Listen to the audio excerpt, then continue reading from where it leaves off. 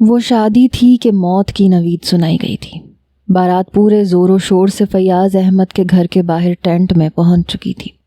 انار جلائے گئے، فائرنگ کی گئی، ڈھول بجائے گئے۔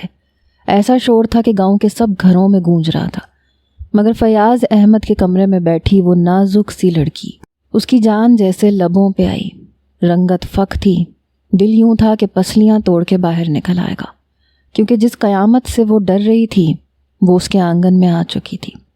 سجاول حسین کے غصے سے پورا گاؤں کانپتا تھا۔ پھر وہ نازک سی لڑکی کیا حیثیت رکھتی تھی؟ وہ جانتی تھی کہ جیسے اس صیاد کو پتہ چلے گا تو وہ اس گھر کی اینٹ سے اینٹ بجا کے رکھ دے گا۔ ردا کا چہرہ چادر سے گھونگھٹ میں چھپا ہوا تھا اور وہ بری طرح سے سسکیوں سے رو رہی تھی، لیکن اس وقت وہ 17 سالہ لڑکی پہ کسی کو بھی رحم نہیں آ رہا تھا۔ وہ پوری کی پوری کپکپا رہی تھی جب مولانا صاحب نے اس سے تیسری بار پوچھا، ردا بنت فیاض احمد، کیا آپ کو سجاول حسین شاہ سکہ رائج الوقت حق مہر 5000 میں اپنے نکاح میں قبول ہے؟ اس بار بھی ردا نے اقرار نہیں کیا تھا، لیکن سجاول حسین شاہ کی غضبناک نظریں فیاض احمد پہ جا کے ٹکی تھیں، جو کہ اس وقت بری طرح سے کپکپا رہا تھا۔ جھریوں سے بھرے چہرے پہ آنسو تواتر سے بہہ رہے تھے۔ اس نے ردا کے کندھے پہ ہاتھ رکھا، کہنے لگا، تمہارے باپ کی عزت کا سوال ہے ردا، کہو کہ تمہیں قبول ہے۔ اپنے باپ کی عزت رکھنے کے لیے ردا نے روتے ہوئے کہا کہ اسے یہ نکاح قبول ہے۔ جیسے ہی ایجاب و قبول ہوا، سجاول حسین شاہ بڑے غصے سے کھڑا ہوا اور اس نے ردا کی نازک کلائی پکڑی اور اسے کھڑا کیا۔ اس سے پہلے کہ وہ بے دردی سے اسے اپنے ساتھ لے کے جاتا، فیاض احمد اس کے سامنے آ گیا۔ کہنے لگا، دیکھو میری بچی بے قصور ہے، اس کے ساتھ کوئی زیادتی مت کرنا۔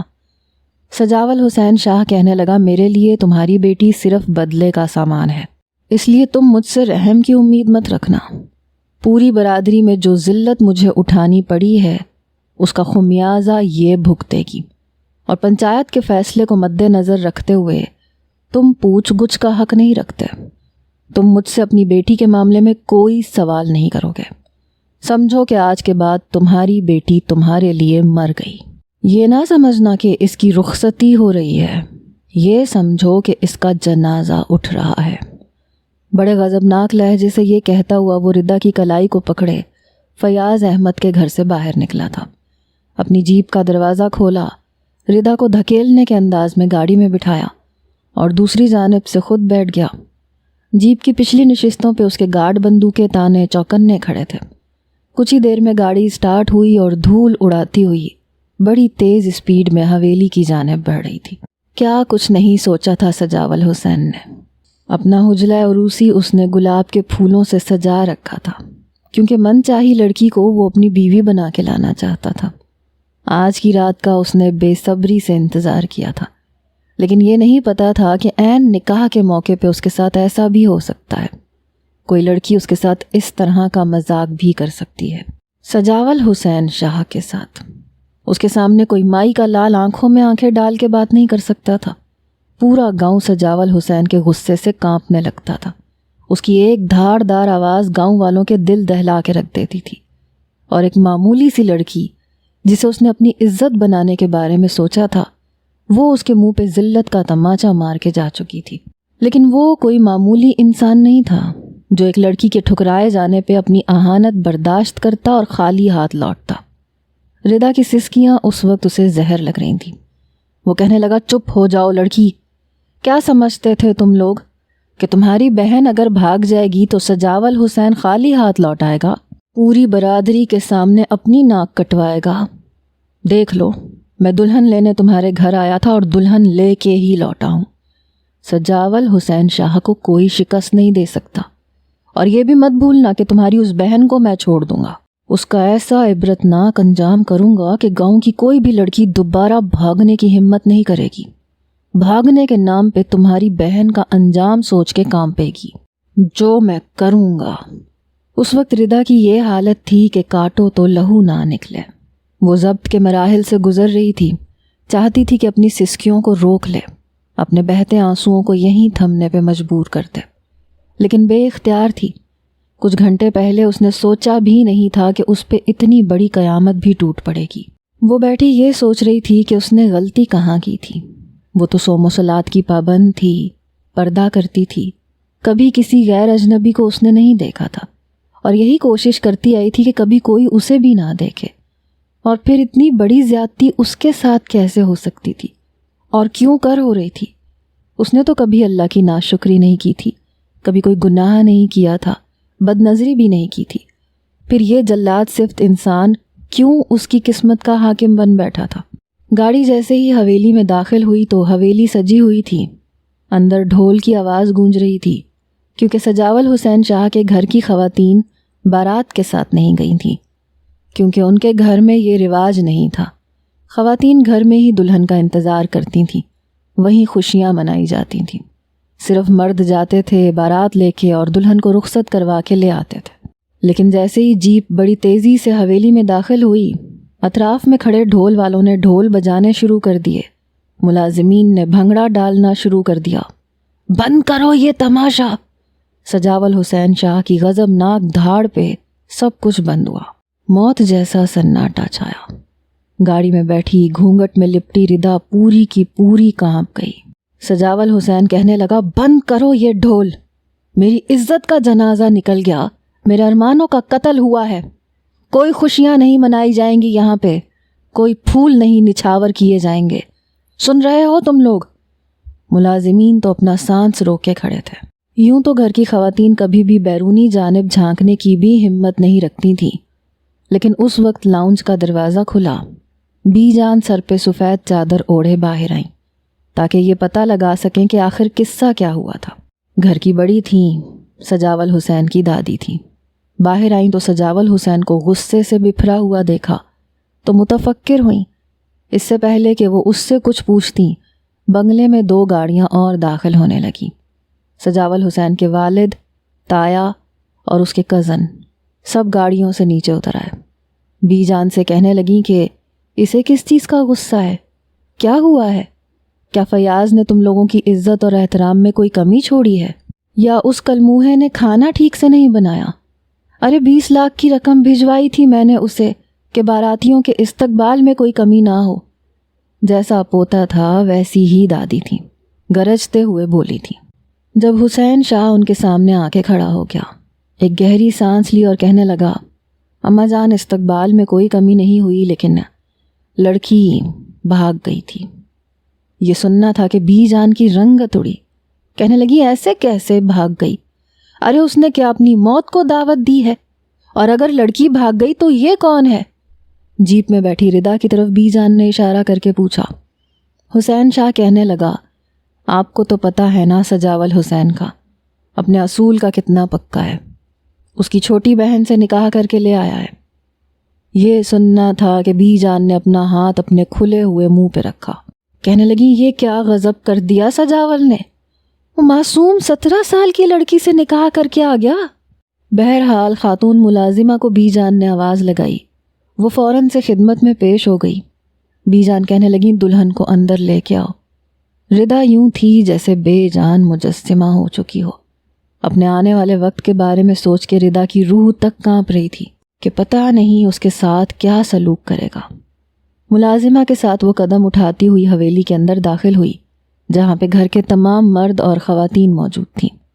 اپنی چادر میں سے اسے لاؤنج میں لگی تیز برقی روشنی میں سب کے چہرے کچھ دھندلے دھندلے سے نظر آ رہے تھے۔ سب خواتین حیرت کی تصویر بنی کھڑی تھیں کہ اتنی بڑی جرت کوئی لڑکی کیسے کر سکتی ہے، جسے سجاول حسین نے عزت دینی چاہی اور وہ اسے ٹھکرا کے گھر سے بھاگ گئی۔ گھر سے بھاگ جانے کا اس نے سوچا تو سوچا کیسے؟ اتنا بڑا قدم اٹھایا کیسے؟ اور وہ بھی فیاض احمد کی بیٹی، جو کہ گاؤں کی مسجد کا امام تھا، اور اسی کی دوسری بیٹی اس گھر کی عزت بن کے آ گئی۔ کوئی بھی اسے عزت دینے کے لیے تیار نہیں تھا، لیکن بی جان نے کہا کہ بڑی بہو اسے میرے کمرے میں چھوڑ کے آؤ، یہ میرے کمرے میں رہے گی جب تک۔ بی جان کی بات ابھی مکمل بھی نہیں ہوئی تھی جب سجاول حسین کی دھاڑ دار آواز پوری حویلی میں گونجی۔ وہ کہنے لگا، نہیں بی جان، یہ آج رات میرے کمرے میں جائے گی اور میں اس معاملے میں کسی کی بات نہیں سنوں گا۔ بی جان کا لہجہ بھی بلند ہوا. وہ کہنے لگی سجاول حسین، تم بھول رہے ہو تم کس کے سامنے کھڑے ہو اور کس کی بات کا اختلاف کر رہے ہو. آج تک تمہارے باپ اور چچا کی ہمت نہیں ہوئی میرے سامنے نظریں اٹھانے کی، اور تم مجھ سے اونچے لہجے میں بات کر رہے ہو، میری بات سے انکار کر رہے ہو. کیا تمہاری نظر میں میری اور میری بات کی کوئی اہمیت نہیں ہے؟ سجاول کہنے لگا میں اس وقت بہت غصے میں ہوں بی جان، میں غصے سے پاگل ہو رہا ہوں، اس لیے میرے اور اس لڑکی کے بیچ میں مت آئیں. جو بھی آج میرے اور اس لڑکی کے بیچ میں آیا میں اس کا لحاظ ہرگز بھی نہیں کروں گا. حسین شاہ اپنی والدہ کے پاس آیا. وہ بھی غصے میں بپھری ہوئی تھی. اس نے ماں کا ہاتھ پکڑا اور ان کے کمرے میں لے گیا. کہنے لگا اماں جان، آپ اس وقت شیر کے منہ میں ہاتھ دینے کے بارے میں نہ سوچیں. اسے ہوش نہیں ہے. بہت ذلت برداشت کی ہے اس نے. پوری برادری کے سامنے دھوکا ہوا ہے ہمارے ساتھ، اس لیے وہ اس لڑکی کے ساتھ جو کرے وہ کم ہے. اس وقت آپ کچھ نہ کہیں تو بہتر ہوگا. باقی میرا آپ سے وعدہ ہے کہ سجاول آپ سے اپنے رویے کی معافی ضرور مانگے گا. بی جان کہنے لگی اس لڑکی کا کوئی قصور نہیں ہے، قصور اس کی بہن کا ہے. ہم اسے پوری سزا دیں گے، مگر ہمارے ہاں مظلوم سے بدلہ نہیں لیا جاتا. حسین شاہ کہنے لگا جب وہ ملے گی تو اسے عبرتناک انجام دینا پڑے گا، ورنہ ہر لڑکی ہمارے سامنے سر اٹھائے گی اور یہی حرکت کرے گی. لیکن بخشی یہ لڑکی بھی نہیں جائے گی، کیونکہ اگر ایک بہن بھاگے تو دوسری بہن کا اس میں ہاتھ ضرور ہوتا ہے. وہ لڑکی اکیلی اتنی بڑی جرت نہیں کر سکتی تھی. یقیناً اس لڑکی نے اپنی بہن کا پورا ساتھ دیا ہے، اور آپ جانتی ہیں سجاول کو، اپنے ساتھ دھوکہ کرنے والوں کو بخشتا نہیں ہے وہ. حسین شاہ کی بات سن کے بی جان کہنے لگی تمہیں پتہ ہے تم کس کے بارے میں یہ بات کہہ رہے ہو؟ یہ مولوی فیاض کی بیٹی ہے. چھوٹی بیٹی حافظ قرآن ہے، با پردہ لڑکی ہے. میں جانتی ہوں کہ یہ ایسی نہیں ہے. اس کی بہن ویسے بھی اپنے باپ کی ایک بھی نہیں سنتی تھی. مجھے تو وہ شروع سے پسند نہیں تھی، لیکن سجاول کی ضد کی وجہ سے میں چپ ہو گئی. حسین شاہ کہنے لگا اماں جان آپ آرام کریں، اپنا بی پی ہائی نہ کر لیجیے گا، باقی ہم سب ہیں نا، سنبھال لیں گے. باہر لاؤنج میں کھڑی گھونگھٹ نکالے ردا کی سسکیاں حویلی کی ساری خواتین سن رہی تھیں. پھر بڑے ناگوار انداز سے بڑی بیگم نے اس کے ہاتھ کی کلائی پکڑی اور اسے سجاول حسین کے کمرے میں لے جانے لگی. ایک ایک قدم ردا پہ بھاری گزر رہا تھا. پتہ نہیں وہ شخص اس کے ساتھ کیا سلوک کرتا، اس کے ساتھ کیسے پیش آتا. وہ کچھ بھی تو نہیں جانتی تھی. اس کا دل اس وقت زور زور سے دھڑک رہا تھا. خوف کے مارے اس کا رواں رواں کانپ رہا تھا. جب اسے ایک بہت بڑے کشادہ سے کمرے میں لے جایا گیا، گلابوں کی مسرور کن خوشبو اس کے ناک سے ٹکرائی. چادر کی دوسری جانب سے اسے گلاب ہی گلاب نظر آ رہے تھے. جانتی تھی کہ آج کمرے کی سجاوٹ اس کی بہن کے لیے کی گئی تھی. بڑی بیگم اسے کمرے میں بٹھا کے جا چکی تھی، اور ردا کی حالت اس وقت یہ تھی کہ جیسے اس کی جان نکل جائے گی. وہ یہ سوچ بھی نہیں سکتی تھی کہ اس کی بہن رابعہ اتنا بڑا قدم اٹھا لے گی. حالانکہ وہ رابعہ سے بہت محبت کرتی تھی. دونوں بہنیں ایک دوسرے سے اپنی ہر بات شیئر کرتی تھیں. بچپن سے ہی بہت اچھی دوستی تھی. رابعہ اس سے 5 سال بڑی تھی، لیکن دونوں بہنیں تھیں اس لیے آپس میں پیار محبت بہت تھا. فیاض احمد نے اپنی بیٹیوں سے بہت محبت کی تھی.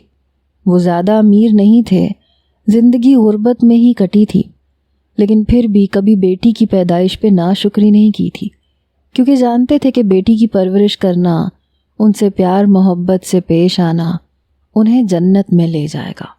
بیٹا نہ ہونے پر کبھی بھی لڑائی جھگڑا بھی نہیں کیا تھا. بہت با اخلاق قسم کے انسان تھے. لیکن رابعہ اور ردا میں بہت فرق تھا. ردا کو شروع سے ہی کلام پاک پڑھنے سے بہت لگاؤ تھا. یہی وجہ تھی کہ وہ بہت جلد حفظ کرنے لگی. لیکن رابعہ کو جلدی کلام پاک یاد نہیں ہوتا تھا، کیونکہ وہ دھیان ہی نہیں دیتی تھی. اس کی دلچسپی دوسری چیزوں میں زیادہ تھی. اس کے گھر میں ٹی وی تو نہیں تھا، البتہ پڑوس میں موجود تھا، اس لیے اپنے بابا سے نظریں بچاتے ہوئے سہیلی سے ملنے کا بہانہ کر کے وہ پڑوس میں چلی جاتی. وہاں جا کے ٹی وی پہ ڈرامے دیکھتی. گھر آ کے اپنی ساری باتیں ردا کو بتاتی کہ تم تو پورا دن مدرسے میں گزار دیتی ہو، تمہیں کیا پتہ کہ دنیا کیا ہے. وہ کہتی کہ مجھے نہیں جاننا، مجھے کلام پاک پڑھنے میں ہی سکون ملتا ہے۔ بہت کم عمری میں ردا نے کلام پاک حفظ کر لیا تھا اور نماز بھی بڑی پابندی سے پڑھتی تھی۔ اس کے بعد اسکول میں بھی داخلہ لیا، لیکن جیسے ہی 10 سال سے اوپر کی ہوئی اس نے نقاب کرنا شروع کر دیا۔ کہتی تھی مجھے پردہ کرنا اچھا لگتا ہے۔ پھر گھر کا ماحول بھی تھا، اس لیے اپنی والدہ کی دیکھا دیکھی اس نے برقع بھی پہننا شروع کر دیا۔ البتہ رابعہ ان چیزوں سے بہت چڑھتی تھی۔ باہر جاتے ہوئے تو وہ بھی برقع پہنتی تھی، لیکن اسکول جاتے ہوئے نہیں۔ وہ خوبصورت بہت تھی۔ ایک بار ردا اسکول سے واپس آئی تو اس کا کمرہ بند تھا۔ گھر کے اندر بس 2 ہی کمرے تھے، ایک ڈرائنگ روم تھا، ایک کمرہ اس کے والدین کا تھا، ایک دونوں بہنوں کا تھا۔ اس نے دروازے کو دستک دی کیونکہ تھکی ہوئی اسکول سے آئی تھی، کپڑے بھی تبدیل کرنے تھے۔ دروازہ بڑی دیر کے بعد رابعہ نے کھولا۔ جب کھولا تو چہرے پہ میک اپ لگا ہوا تھا۔ یہ دیکھ کے ردا بہت حیران ہوئی۔ کہنے لگی آپا یہ کیا کیا ہے آپ نے؟ آپ کہیں جا رہی ہیں؟ وہ کہنے لگی اگلے ہفتے میری سہیلی کی شادی ہے، اس کے لیے میک اپ کی پریکٹس کر رہی تھی، لیکن تمہیں تو پتہ نہیں چین ہی نہیں ہے، دروازے کو یوں پیٹ رہی ہو جیسے پتہ نہیں کیا ہو گیا ہو۔ ردا جب کمرے کے اندر آئی تو فینسی جوڑے بیڈ پہ بکھرے ہوئے تھے۔ ردا کہنے لگی ابا تو ایسے کپڑے نہیں لا کے دیتے، یہ کپڑے کہاں سے آئے ہیں؟ رابعہ کہنے لگی یہ میری دوست کے ہیں، کیونکہ میں جانتی ہوں ابا کو تو ہماری پرواہ ہی نہیں ہے۔ تمہیں پتہ ہے یہ مجھے فوزیہ نے دیا ہے، کہہ رہی تھی میری تو شادی ہونے والی ہے، اب میں یہ کپڑے نہیں پہنوں گی۔ رابعہ بہت خوش ہو کے بتا رہی تھی، کہنے لگی اس کا ابا مہندی میں شادی ڈھولکی سب رکھ رہا ہے۔ ارے ہمارے ابا تو کہتے ہیں سادگی سے شادی کر کے اپنی بیٹیوں کو رخصت کر دو۔ بھلا یہ بھی کوئی بات ہوئی؟ شادی تو ایسے معلوم ہی نہیں ہوتی۔ ردا کہنے لگی اب یہ سب تو فضول کی رسمیں ہیں، ان پہ پیسہ کیوں خرچ کریں؟ رابعہ نے اس کے سامنے ہاتھ جوڑے، کہنے لگی تم تو بس چپ رہو، ابا کی چمچی ہو تم۔ پھر کہنے لگی تم چلو گی میرے ساتھ شادی پہ؟ ردا کہنے لگی میرے تو پیپرز ہیں، میں نہیں جاؤں گی۔ ردا کے 10ویں کے پیپر تھے۔ اس کا اسکول میں تب داخلہ کروا دیا گیا تھا جب وہ حفظ کر چکی تھی، اس لیے کلاس میں سب سے زیادہ عمر کی وہی تھی۔ 17 سال کی عمر میں وہ میٹرک میں تھی۔ بہرحال پھر شادی کی رسمیں بھی شروع ہو گئیں۔ رابعہ تیار ہو کے برقع پہن کے نقاب کر کے جاتی تھی، اس لیے کسی کو پتہ نہیں ہوتا تھا کہ اس نے کیا پہننا ہے، کیسی لگ رہی ہے۔ کمرے سے ہی تیار ہو کے برقع پہن کے اپنی ماں سے کہنے لگی کہ میں فوزیہ کی شادی میں جا رہی ہوں۔ اس کی والدہ کہتی تھی کہ جلدی آ جانا۔ وہ جانتی تھی کہ رابعہ کی فوزیہ سے بہت اچھی دوستی ہے، اس لیے اسے زیادہ روکا ٹوکا نہیں تھا۔ فیاض احمد نے بھی بیٹیوں پہ بے جا پابندیاں تو نہیں لگائی تھیں، ہاں لیکن کبھی چھوٹ بھی نہیں دی تھی۔ رابعہ فوزیہ کی مہندی پہ ڈھولک کی تھاپ پہ اپنی سہیلیوں کے ساتھ ناچ رہی تھی۔ آہستہ آہستہ اس کی ساری سہیلیاں پیچھے ہو کے کھڑی ہو گئیں، لیکن اسے تو جیسے ہوش ہی نہیں تھا۔ پہلے تو ساری خواتین ہی صحن میں موجود تھیں، ہلہ گلہ کر رہی تھیں، لیکن اس کے بعد سب خواتین ایک طرف کھڑی ہو گئی تھیں، کیونکہ گاؤں کے جاگیردار اور ان کا بیٹا شادی پہ مدعو تھا۔ وہ لوگ اندر بھی آ چکے تھے۔ حالانکہ فوزیہ کے چھوٹے بھائی نے آواز بھی لگائی تھی، لیکن وہ اپنے ناچنے میں اس قدر مگن تھی کہ اسے آس پاس کا ہوش ہی نہیں تھا۔ وہ ناچتے ناچتے جھومتے جھومتے کسی سے جا ٹکرائی۔ لگتا تھا کہ ابھی گر جائے گی، لیکن کسی کے باہوں کے حصار نے اسے گرنے سے بچایا تھا۔ جب رابعہ کی نظریں سامنے کھڑے شخص پہ پڑیں جس کی باہوں میں وہ مقید ہو چکی تھی تو بری طرح سے گھبرائی، کیونکہ وہ جاگیردار صاحب کا بیٹا سجاول حسین شاہ تھا جو اسے بڑی دلچسپی سے دیکھ رہا تھا۔ رابعہ نے جلدی سے خود کو سنبھالا، اس کے ہاتھوں کو اپنی کمر سے پیچھے کیا اور پھر اندر کی طرف دوڑ گئی۔ جا کے فوزیہ کو اور دوسری سہیلیوں سے کہنے لگی کہ تم کیا مجھے بتا نہیں سکتے تھے؟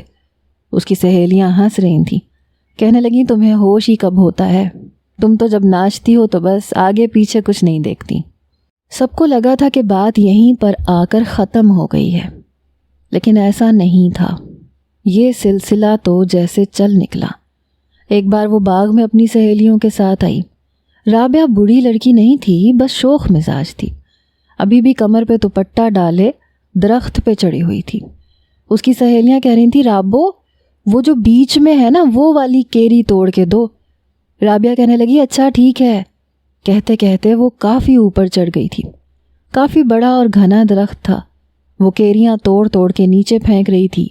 اس کی سہیلیاں وہ ساری کیریاں اٹھا کے اپنے اپنے دوپٹوں میں بھر رہی تھیں کہ اچانک اسے وہاں پہ درخت کے بیچوں بیچ گرگٹ نظر آ گیا، جو کافی بڑا تھا اور سرخ اور ہرے رنگ کا تھا۔ یہ دیکھ کے رابعہ چلانے لگی۔ وہی باغ میں سجاول حسین بھی موجود تھا، جو ایک لڑکی کی نسوانی چیخیں سن کے اس طرف جانے لگا۔ یہ باغ اسی کا تھا اور بنا اجازت کے وہ لڑکیاں چوری چھپے کیریاں توڑنے کے لیے آئی تھیں۔ جب سجاول حسین کو وہاں آتے دیکھا تو ساری لڑکیاں باغ سے بھاگ گئیں، لیکن جہاں پہ رابعہ درخت پہ چڑھی ہوئی تھی وہ گرگٹ کے اتنے قریب تھا کہ وہ نیچے نہیں اتر سکتی تھی بھی کافی اوپر۔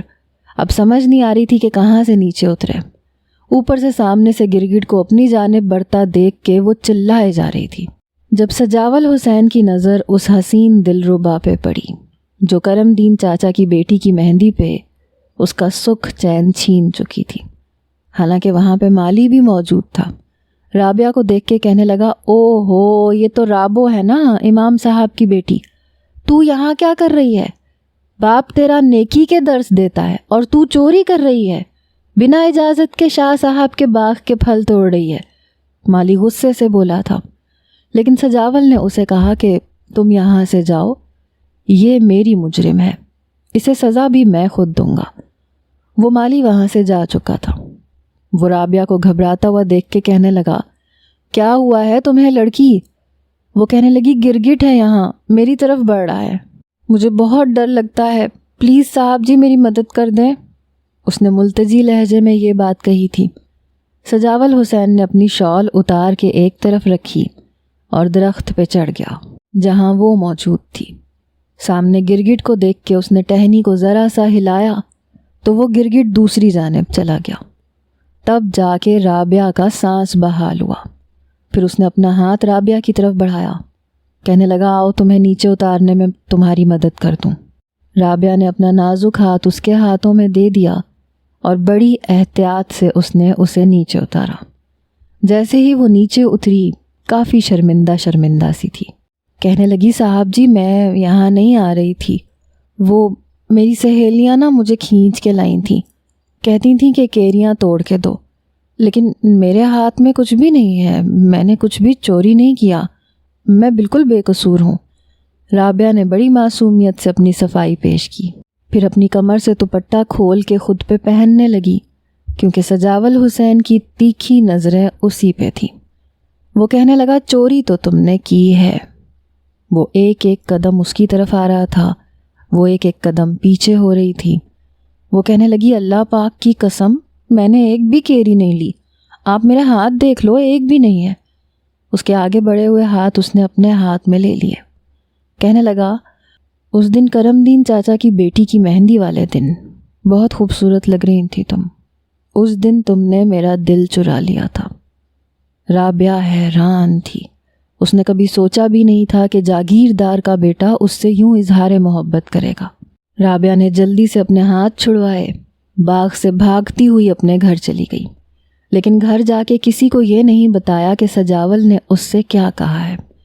رابعہ کی بچپن سے ہی اپنے خالہ زاد سے بات طے تھی اور اسے اپنا منگیتر پسند بھی بہت تھا، دونوں ہی ایک دوسرے کو پسند کرتے تھے، لیکن سجاول حسین کو جیسے وہ لڑکی بھا گئی تھی اور ایسا کیسے ممکن تھا کہ وہ اسے چھوڑ دیتا۔ ویسے بھی وہ اپنے گھر میں بڑا تھا، گھر میں دادی کے بعد اسی کی بات کو اہمیت دی جاتی تھی کیونکہ بہت ہی جلد اس نے جاگیردارانہ نظام کو سنبھال لیا تھا۔ اب تو جیسے یہ سلسلہ چل نکلا، جہاں بھی سجاول حسین رابعہ کو کھیتوں میں آتے جاتے دیکھتا تو اپنی گاڑی روک لیتا، اسے کہتا کہ بیٹھو میں تمہیں تمہارے گھر تک چھوڑ دیتا ہوں، لیکن وہ اس کے ارادوں کو بھانپ گئی تھی، اس لیے وہ صاف انکار کر دیتی۔ وہ کہتی کہ آپ میرا راستہ مت روکا کریں۔ وہ کہنے لگا کیا کروں، دل کے ہاتھوں مجبور ہو گیا ہوں، تمہارے حسن نے مجھے پاگل سا کر دیا ہے رابو۔ رابعہ نے کہا دیکھیں میں آپ سے محبت نہیں کرتی، اس لیے آپ میرا پیچھا چھوڑ دیں۔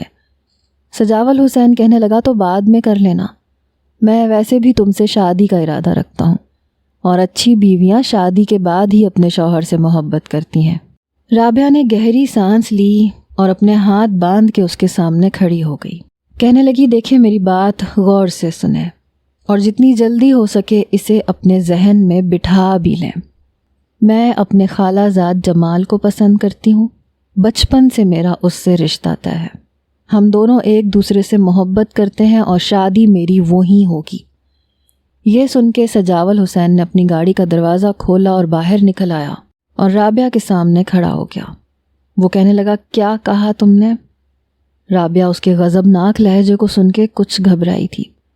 وہ کہنے لگا، جو چیز سجاول حسین کو پسند آ جائے پھر وہ اسی کی ہو جاتی ہے، اور تم مجھے پسند ہو لڑکی، مجھے پسند ہو تو سمجھو تم میری ہو۔ آج ہی میرا باپ اور میرا چاچا تمہارے گھر رشتہ مانگنے آئیں گے۔ تمہارے باپ سے کیسے اس رشتے پہ اقرار کروانا ہے یہ میں بہت اچھے طریقے سے جانتا ہوں۔ جب تم دلہن بن کر میرے حجلہ عروسی میں آؤ گی تو اپنے دل سے اپنے کزن کی محبت کو کھرونچ کے پھینک کے آنا۔ میں برداشت نہیں کروں گا کہ میری بیوی کے دل میں کوئی اور بستا ہو۔ تم بھی میری اور تمہارا یہ دل بھی میرا ہونا چاہیے۔ سجاول شاہ کا۔ رابعہ کہنے لگی، یہ کیا زبردستی ہے، میں آپ سے شادی نہیں کروں گی۔ اس سے آگے کہ وہ کچھ اور کہتی، سجاول حسین اس کے منہ پہ ہاتھ رکھ چکا تھا۔ پھر کہنے لگا، تمہارا انکار تمہارے گھر والوں کو تباہ کر کے رکھ دے گا۔ لڑکی، سوچ سمجھ کے بات کرو کہ تم بات کس کے ساتھ کر رہی ہو۔ میں گاؤں کا کوئی اور نوجوان نہیں ہوں جسے تم جو چاہے کہہ دو گی۔ میں جاگیردار حسین شاہ کا بیٹا ہوں۔ مجھ سے انکار کا نتیجہ تمہیں اور تمہارے گھر والوں کو بہت مہنگا پڑے گا۔ یہ کہہ کے وہ دوبارہ گاڑی میں بیٹھ کے دھواں اڑاتا وہاں سے جا چکا تھا۔ رابعہ صحیح معنوں میں اب پریشان ہوئی تھی۔ سجاول حسین نے صرف کہا نہیں تھا، شام کو ہی اس کے والد اور چچا فیاض احمد کے گھر پہ موجود تھے۔ رابعہ کمرے میں بیٹھی انگلیاں چٹکھا رہی تھی۔ وہ بے حد پریشان تھی اور ردا اسی کو دیکھ رہی تھی۔ وہ کہنے لگی، آپ ہی کیا ہوا ہے، آپ پریشان کیوں ہو؟ لیکن اس نے اسے کچھ نہیں بتایا۔ کچھ ہی دیر کے بعد اس کی والدہ اور والد کمرے میں آئے۔ کہنے لگے کہ جاگیردار اپنے بیٹے کا رشتہ تمہارے لیے مانگ رہے ہیں۔ رابعہ یہ سن کے کھڑی ہو گئی۔ کہنے لگی، ابا آپ جانتے ہیں میرا رشتہ طے ہے اور میں جمال کے علاوہ کسی اور سے شادی نہیں کروں گی۔ یہ سن کے فیاض احمد نے کہا کہ میں انکار کر چکا تھا، لیکن وہ لوگ دھمکیاں دے رہے ہیں کہ زمین واپس لے لیں گے، یہ گھر بھی واپس لے لیں گے، ہمارا جینا دو بھر کر دیں گے۔ میں نے تو کبھی تم لوگوں کو بنا پردے کے باہر نہیں نکالا، تو پھر جاگیردار کے بیٹے کی نظر تم پہ کیسے پڑ گئی؟ یہ بات سن کے رابعہ کی نظریں جھکیں۔ بہرحال غلطی تو اس سے ہوئی تھی۔ گھر سے وہ نقاب والی چادر پہن کے جاتی تھی، لیکن باغ میں جا کے اتار کے ایک طرف رکھ دیتی تھی، اور آج اس کی بے پردگی نے ہی اسے یہ وقت دکھایا تھا۔ اس نے ہاتھ جوڑ کے اپنے باپ کے سامنے کہا، ابا مجھے یہاں شادی نہیں کرنی۔ لیکن فیاض احمد مجبور تھے۔ وہ کہنے لگے، میں بے گھر ہو جاؤں گا، اس لیے تمہیں یہ شادی کرنی پڑے گی۔ دونوں میاں بیوی آنسو صاف کر رہے تھے۔ رابعہ رونے لگی، پھوٹ پھوٹ کے رونے لگی، لیکن فائدہ نہیں تھا، کیونکہ جاگیردار حسین شاہ اپنے بیٹے سے اس کا رشتہ طے کر کے ہی گیا تھا۔ جیسے ہی یہ خبر جمال اور اس کے گھر والوں تک پہنچی، وہ بھی فیاض احمد کے گھر آ گئے۔ کہنے لگے کہ بھائی صاحب، بچپن سے آپ نے بچوں کا رشتہ طے کیا ہوا ہے اور اب ایک دم سے انکار کر دیا۔ جمال بھی اپنے والدین کے ساتھ آیا تھا۔ بات جمال کے والد نے شروع کی۔ فیاض احمد کہنے لگے، میں بے حد مجبور ہوں۔ تم تو جانتے ہو نا ان جاگیرداروں کو، ان کے سامنے ہم جیسوں کی نہیں چلتی، اور میں یہ نہیں چاہتا کہ میری بچی کی بدنامی ہو جائے، کیونکہ یہ لوگ اسے بدنام کر دیں گے۔ میرا انکار میری زندگی جہنم بنا کے رکھ دے گا۔ میں بہت پریشان ہوں۔ جمال کے ماں باپ تو یہ بات سمجھ گئے تھے، لیکن جمال اپنی محبت سے دستبردار نہیں ہونا چاہتا تھا، اس لیے کب ان دونوں نے بھاگ جانے کا پلان بنایا کسی کو خبر تک نہیں ہونے دی۔ شادی والے دن کی دوپہر کو اس نے اپنا کمرہ بند کر لیا تھا۔ کہنے لگی، میں خود تیار ہو جاؤں گی، لیکن اسی کے کمرے کی ایک کھڑکی پچھلی جانب کھلتی تھی۔ جہاں سے جمال اسے لینے کے لیے پہنچ گیا تھا، دونوں ہی بھاگ چکے تھے۔ جب تک بارات آئی تب تک وہ لوگ شہر جانے والی بس میں بیٹھ چکے تھے، لیکن جب بارات کے آنے کے بعد رابعہ کے کمرے کا دروازہ کھولنے کی کوشش کی گئی تو دروازہ اندر سے لاک تھا۔ دروازے پہ بہت دستک دی لیکن کسی نے نہیں کھولا۔ مجبوراً دروازے کو دھکا مار کے کھولا گیا تو وہ کمرے میں نہیں تھی۔ بس ایک خط لکھا تھا کہ مجھے ڈھونڈنے کی کوشش مت کیجیے گا اور میں جمال کے ساتھ بہت دور جا رہی ہوں، کیونکہ میرا رشتہ میرے باپ نے اسی سے طے کیا تھا۔ میں جاگیردار کے اتاب کا نشانہ نہیں بن سکتی اور یہ میرا جائز حق ہے۔ یہ خط پڑھ کے دونوں میاں بیوی سر پکڑ کے بیٹھ گئے اور رونے لگے۔ بارات آ چکی تھی اور اب یہ بات باہر تک جا چکی تھی۔ یہ خبر جب حسین شاہ اور سجاول حسین تک پہنچی تو قیامت برپا ہو گئی، کیونکہ برادری کے بڑے بڑے بزرگ بھی آئے تھے، دوسرے گاؤں سے بھی کافی زمیندار آئے تھے، اور ان سب کے سامنے سجاول حسین کو یہ اپنی سب سے بڑی تذلیل لگی۔ وہ کمرے میں آیا اور رابعہ کا خط پکڑ کے پھاڑ کے پھینک دیا، پھر کہنے لگا زندہ نہیں چھوڑوں گا اسے، یہ پاتال میں بھی ہوگی تو میں اسے ڈھونڈ نکالوں گا، اور جس دن یہ مجھے مل گئی اس دن اس کا وہ حشر ہوگا کہ گاؤں کی ہر لڑکی کانپے گی، لیکن میں خالی ہاتھ نہیں جاؤں گا۔ وہ یہ تو نہیں جانتا تھا کہ ردا کون ہے، کیسی ہے، کیونکہ وہ ہمیشہ پردے میں رہتی تھی۔ اسے بس یہ پتا تھا کہ فیاض احمد کی 2 بیٹیاں ہیں، اسی لیے اس نے پنچایت بٹھائی اور فیصلہ اپنی مرضی سے کروایا کہ وہ یہاں سے خالی ہاتھ نہیں جائے گا، اور اب وہ اپنی دلہن کو رخصت کروا کے ہی جانا چاہتا ہے۔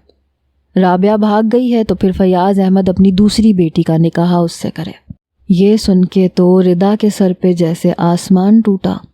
وہ تو ویسے بھی بہت گھبراتی تھی، وہ بہت کم عمر تھی، ابھی تو اس نے 10ویں کے پیپر دیے تھے اور وہ بالکل بے قصور تھی، لیکن بہن نے جو کچھ کیا تھا اس کے بدلے میں اسے جانا پڑا، اور اب وہ کمرے میں بیٹھی پوری طرح سے خوفزدہ تھی کہ پتہ نہیں سجاول اس کے ساتھ کیا سلوک کرے گا۔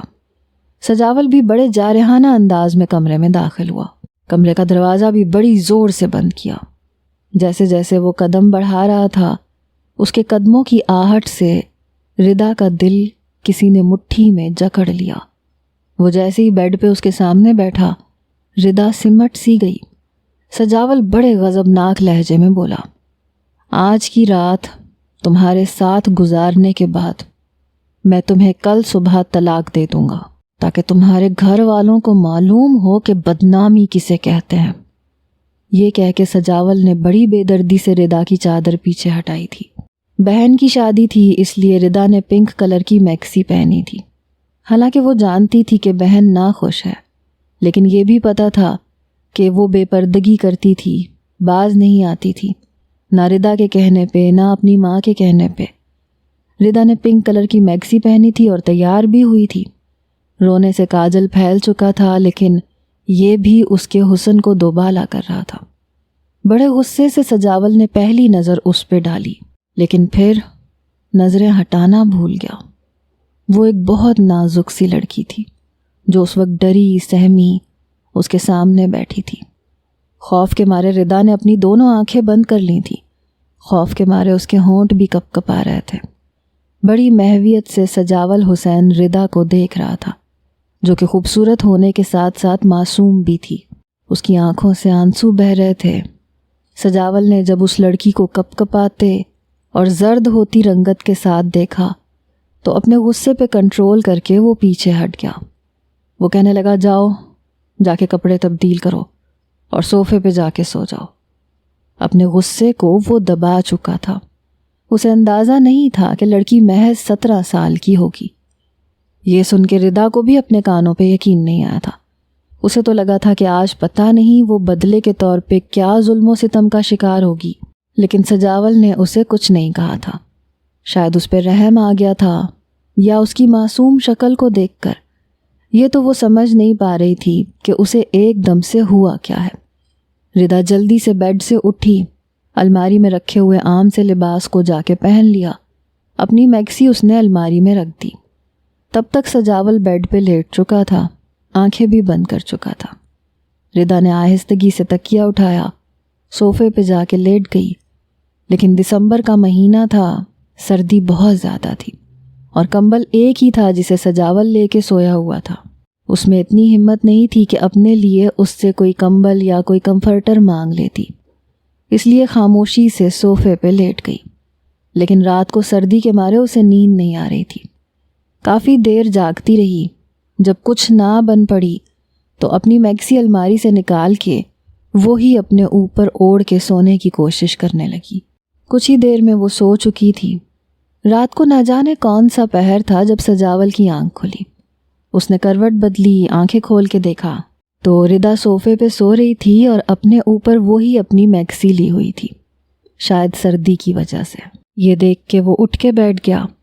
पहले तो दिल में ख्याल आया कि अलमारी के तीसरे खाने में रखा हुआ कंबल उस पे डाल दे, लेकिन फिर राबिया का ख्याल आया तो गुस्सा आने लगा कि ये भी उसी की बहन है, फिर वो उस पे रहम क्यों खाए जिसकी बहन ने सारी बरादरी में उसकी नाक कटवा दी। अच्छा है सर्दी से कांपती रहे। वो दोबारा से कंबल ओढ़ के सो गया। दूसरी बार उसकी आंख कलाम पाक की तिलावत पे खुली। उसने आंखें खोल के देखा तो रिदा जाए नमाज बिछाए, आंखें बंद किए, कलाम पाक की तिलावत कर रही थी। ये सुन के वो उठ के बैठ गया। रिदा की आंखों से आंसू बह रहे थे और वो सूरह रहमान पढ़ रही थी। वो काफ़ी खुशुलहानी से पढ़ रही थी। उसकी आवाज़ भी प्यारी थी। पहली बार ऐसे हुआ कि सजावल ने बड़ी तवज्जो और बड़ी दिलचस्पी से उसे सुना। जैसे ही रिदा ने सूरह रहमान की तिलावत ख़त्म की, दुआ मांगी और जाए नमाज तय करके खड़ी हुई तो सामने बेड पे टेक लगाए उसने जब सजावल को देखा तो नज़रें झुका गई। सजावल कहने लगा, तुम्हारी दुआएं तुम्हें इस ज़िल्लत से नहीं बचा सकती जो मैं तुम्हें दूंगा। रात को तो मैंने तुम्हें बख्श दिया था, लेकिन ज़रूरी नहीं है तुम्हें रोज़ाना बख्शता रहूं। मुझे एक बार राबिया के मिलने का इंतज़ार है। उसे उसके किए की सज़ा देने के बाद तुम्हें भी तलाक दे दूंगा। ये मत समझना कि तुम्हें बख्श दूंगा और मैं तुम्हें अपनी बीवी बना के रखूंगा, इज्जत दूंगा। मैं ऐसा नहीं करूंगा। इसलिए ये वजीफ़े तुम्हारे काम नहीं आएंगे, तुम्हारा घर नहीं बचाएंगे, तुम पे से तलाक का धब्बा नहीं मिटाएंगे। वो कहने लगी, मेरे अल्लाह ने मेरी किस्मत में अगर ये सब कुछ लिखा है तो फिर मैं रोक नहीं सकती, जिस तरह से मैं इस निकाह को रोक नहीं पाई, क्योंकि अल्लाह ने आपको मेरे नसीब में लिख दिया था। मैं चाह के भी इनकार नहीं कर सकती थी और ना ही आप कर पाए। जो होना था हो गया, क्योंकि मेरे नसीब में आपको लिखा गया था। और अगर मेरे अल्लाह की मर्ज़ी हुई तो ये रिश्ता मैं आखिरी सांस तक निभाऊंगी, और अगर बदनामी ही मेरे नसीब में लिखी है तो मैं उसे रोक नहीं सकती। ये कह के वो कमरे से बाहर जा चुकी थी और सजावल को हैरान कर चुकी थी। वो उस कम उम्र लड़की से इतनी बड़ी बात की उम्मीद नहीं रखता था। हवेली में सभी ख़वातीन फजर के बाद उठ जाती थीं, मुलाजिमीन भी, लेकिन मर्द हजरात अपनी मर्ज़ी से उठने के मालिक थे। जब बीजान ने रिदा को सुबह सवेरे कमरे से बाहर निकलते देखा तो अपने पास बुला लिया। उस वक्त सिर्फ वही उठी होती थीं, नमाज पढ़ के कमरे से बाहर आई थीं। रिदा को बाहर लाउंज के सोफे पे बैठे देखा तो अपने पास बुलाया। वो खामोशी से बीजान के पास आई, उन्हें सलाम किया। उस मासूम सी लड़की पे उन्हें बहुत प्यार आ रहा था। बीजान उसे अपने कमरे में ले गई, अपने बेड पे बिठाया। कहने लगी, मैं जानती हूँ सजावल गुस्से का बहुत तेज़ है, लेकिन वो बुरा नहीं है। उसने बेशक गुस्से और तैश में आके तुमसे निकाह किया है, लेकिन मैं जानती हूँ वो आहिस्ता आहिस्ता ठीक हो जाएगा। रिदा ने बीजान से कोई बात नहीं की थी कि सजावल का क्या इरादा है। वो तो उसे रखना ही नहीं चाहता। कुछ ही देर में बड़ी बेगम और छोटी बेगम भी जाग गईं। जब रिदा को बीजान के कमरे में देखा तो उससे कहने लगी, तुम बाहर आ जाओ, क्योंकि बीजान नाश्ते के बाद आराम करेंगी। बीजान का नाश्ता बड़ी बेगम ने ही बनाया था। बीजान को नाश्ता करवा के उसने दवा दी और बीजान सो गई। रिदा कमरे से बाहर आ चुकी थी। बड़ी बेगम ने बड़ी नागवारी से उससे बात की। कहने लगी, तुम जैसे कमी कमीन लोगों को मेरे बेटे ने इज्जत देना चाहिए थी। तुम क्या समझती हो मेरे बेटे के लिए रिश्तों की कमी थी? वो जिस लड़की पे हाथ रखता ہم جس گھر میں رشتہ لے کے جاتے ہمیں بڑی عزت سے رشتہ مل جاتا۔ میرے بیٹے نے تو محبت میں ذات برادری اور ہم لوگوں کو بھی نہیں دیکھا، اور تمہاری کم ظرف بہن کو پسند کر لیا اور بڑی عزت سے اس کے ساتھ شادی کرنا چاہی، لیکن وہ کلموہی اس قابل ہی نہیں تھی کہ جاگیردار گھرانے کی بہو بنتی۔ ردا نے کہا، رشتے زبردستی نہیں کیے جاتے۔ آپ کے شوہر اور آپ کے دیور زبردستی میری بہن کا رشتہ میرے والد سے طے کروا کے گئے تھے۔ میری بہن کی بچپن میں منگنی میرے خالہ زاد کے ساتھ طے تھی، اور میری بہن اس شادی کے لیے رضامند نہیں تھی۔ وہ بار بار کہتی رہی کہ مجھے یہاں شادی نہیں کرنی، لیکن آپ کے شوہر نے، آپ کے دیور نے میرے باپ کو دھمکیاں دی تھی۔ یہ سننا تھا کہ ایک زوردار تھپڑ بڑی بیگم نے ردا کے منہ پہ مارا۔ وہ کہنے لگی، کمظرف، ہمارے آگے زبان چلاتی ہے، تیری زبان کھینچ کے منہ سے باہر نکال دوں گی۔ تمہیں میں اس گھر میں کبھی بھی بہو کی حیثیت سے قبول نہیں کروں گی۔ تم ایک زر خرید غلام کی طرح یہاں پہ زندگی گزارو گی، اور میں اپنے بیٹے کی شادی اپنے بھائی کی بیٹی سے کروں گی، اور تمہارے سامنے کروں گی۔ ردا کہنے لگی، مجھے کوئی اعتراض نہیں ہے، آپ جہاں چاہیں اپنے بیٹے کی شادی کر سکتی ہیں۔ بڑی بیگم کہنے لگی، جاؤ کچن میں، آج کے بعد سارے ملازمین کا کھانا اور گھر کے افراد کا کھانا تم اکیلی پکاؤ گی، اور کوئی بھی تمہاری مدد نہیں کرے گا۔ ردا خاموشی سے کچن میں چلی گئی، سب کے لیے کھانا بنانے لگی۔ پورا دن اس کا کچن میں گزرا، کیونکہ سارا کام اسی نے کیا۔ بڑی بیگم سجاول سے بھی کہہ چکی تھیں کہ یہ لڑکی تمہاری پسند کی نہیں ہے، نہ تمہیں اس سے محبت ہے، اس لیے ہم جیسا چاہیں اس کے ساتھ سلوک کریں، اور تم دوسری شادی بھی ضرور کرو گے، اور وہ بھی میری بھتیجی کے ساتھ۔ سجاول نے کوئی جواب نہیں دیا تھا، اسے تو بس رابعہ کی تلاش تھی۔ اپنے بہت سے ملازمین کو وہ اسی کام پہ لگا چکا تھا کہ جہاں رابعہ اور اس کے شوہر کو دیکھیں انہیں پکڑ کے حویلی لے آئیں۔ ردا یوں ہی سارے کام خاموشی سے کر دیتی تھی، لیکن جیسے ہی اذان ہوتی تھی وہ نماز پڑھنے چلی جاتی تھی، اور بڑی بیگم کو اس بات پر بھی اعتراض تھا۔ وہ کہتی تھیں، پہلے کام کرو، نماز بعد میں پڑھنا۔ وہ کہنے لگی کہ میرا رب پہلے ہے، دنیا بعد میں ہے، میں نماز نہیں چھوڑوں گی، اور دنیا کے کام کے لیے اپنی نماز قضا نہیں کروں گی۔ اس بات پہ بڑی بیگم نے اس سے بہت مارا، کہنے لگی، تمہاری زبان بہت چلتی ہے۔ ایک بار یہ منظر سجاول نے بھی دیکھ لیا۔ اس کی ماں ردا کو اس بات پہ مار رہی تھیں کہ وہ پہلے نماز پڑھنا چاہتی تھی اور گھر کے کام بعد میں کرنا چاہتی تھی۔ یہ دیکھ کر اسے کچھ افسوس سا ہوا۔ وہ جانتا تھا کہ وہ نماز کی پابند ہے، کیونکہ صبح صبح اس کی آنکھ ردا کی کلام پاک کی تلاوت سے ہی کھلتی تھی۔ پہلی بار آگے بڑھ کے اس نے اپنی ماں کا ہاتھ پکڑا، کہنے لگا، کیوں مار رہی ہیں آپ اسے؟ کیا کیا ہے اس نے؟ ردا کے چہرے پہ 5 انگلیاں چھپی ہوئی تھیں اور وہ رو رہی تھی۔ بڑی بیگم کہنے لگی، تم کون ہوتے ہو پوچھنے والے؟ میرا ہاتھ چھوڑو، یہ لڑکی بہت زبان دراز ہے۔ سجاول کہنے لگا، مجھے بتائیں اس نے کیا کیا ہے؟ آپ کو اس نے گالی دی ہے، بدتمیزی کی ہے؟ اسے میں خود ماروں گا، مجھے بتائیں اس کا قصور کیا ہے؟ بڑی بیگم کہنے لگی، یہ کہتی ہے میں پہلے نماز پڑھوں گی پھر کام کروں گی، یہ کون ہوتی ہے میرے کام بعد میں کرنے والی؟ وہ کہنے لگا، یہ تو کوئی بری بات نہیں ہے، اگر پہلے نماز پڑھنا چاہتی ہے تو پڑھ سکتی ہے، میرے خیال سے ہم بھی مسلمان ہیں، اسے وقت پہ نماز پڑھنے سے تو نہیں روک سکتے۔ آپ کل کو اللہ کے سامنے کیا جواب دیں گی امی؟ یہ سن کے بڑی بیگم چپ سی ہو گئی۔ پھر اس نے ردا سے کہا، جاؤ نماز پڑھو، باقی کا کام بعد میں کر لینا۔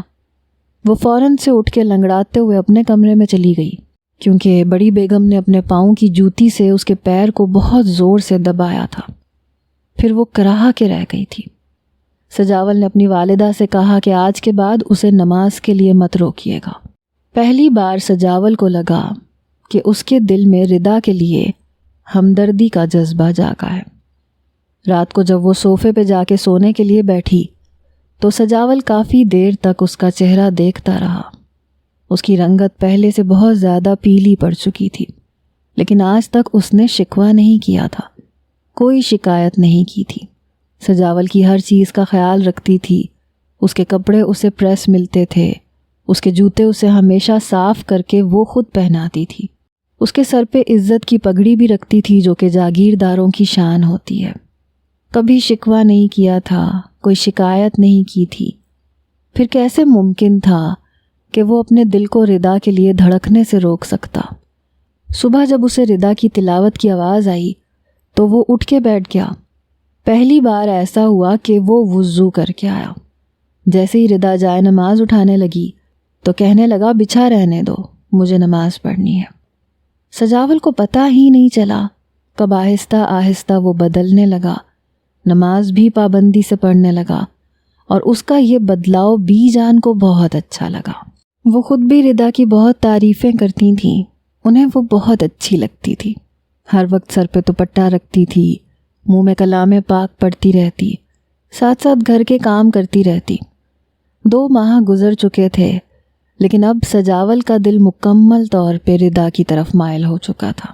اس لیے ایک رات اس نے بڑی عزت سے اسے اپنے بیڈ پہ لٹایا اور بڑی محبت سے نکاح کے پاکیزہ رشتے کو نبھایا۔ لیکن اگلی ہی صبح اسے پتہ چل گیا کہ جمال اور رابعہ شہر میں رہ رہے ہیں۔ ان کا پتہ لگ چکا تھا اور اس خبر نے پوری حویلی میں تہلکہ سا مچا دیا تھا۔ دونوں کو پکڑا جا چکا تھا اور حویلی میں ہی ان کو لایا جا رہا تھا۔ جب ردا نے ہاتھ جوڑ کے منت کی کہ اس کی بہن کو کچھ نہ کہا جائے، لیکن سجاول چپ تھا۔ جیسے ہی رابعہ اور جمال کو سجاول کے پاؤں میں لا کے پھینکا گیا تو جمال اس کے سامنے ہاتھ جوڑنے لگا، کہنے لگا خدا کی قسم ہمارا کوئی قصور نہیں ہے سوائے اس کے کہ ہم نے اپنا جائز حق استعمال کیا ہے۔ سجاول نے جمال کا ہاتھ پکڑا تو رابعہ کو لگا جیسے وہ اسے جان سے مار ڈالے گا، لیکن وہ کہنے لگا کہ میں نے تم دونوں کو معاف کیا، تم لوگ اسی گاؤں میں رہ سکتے ہو، مجھ سے چھپنے کی ضرورت نہیں ہے۔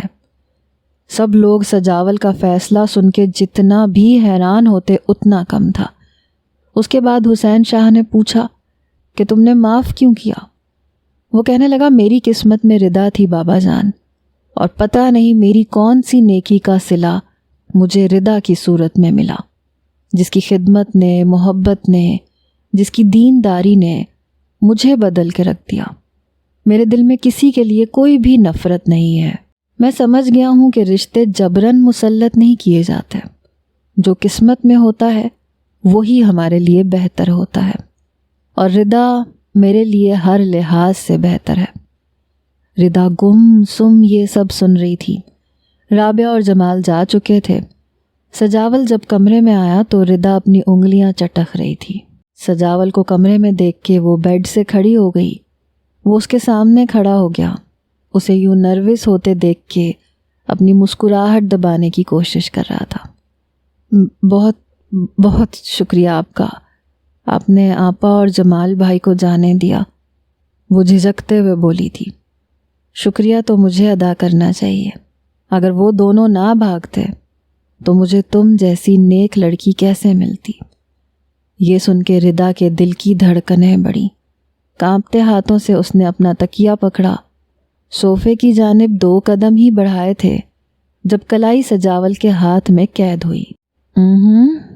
آج صوفے پہ نہیں سونے دوں گا تمہیں، تمہاری جگہ یہاں ہے، میرے بیڈ پہ اور میرے دل میں۔ نکاح کیسے 2 دلوں کو باندھ دیتا ہے مجھے اندازہ ہی نہیں تھا۔ یہ کہتے ہوئے وہ تکیہ اس کے ہاتھ سے لے کے بیڈ پہ رکھ چکا تھا، ردا کا ہاتھ کھینچ کے اسے اپنے قریب کر چکا تھا، اور وہ کسی کٹی پتنگ کی طرح اس کے پہلو سے لگی تھی۔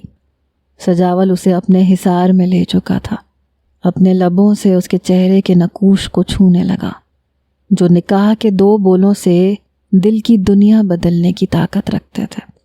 اب وہ اس کی محرم تھی، با حیا تھی، نیک تھی، اس کا نصیب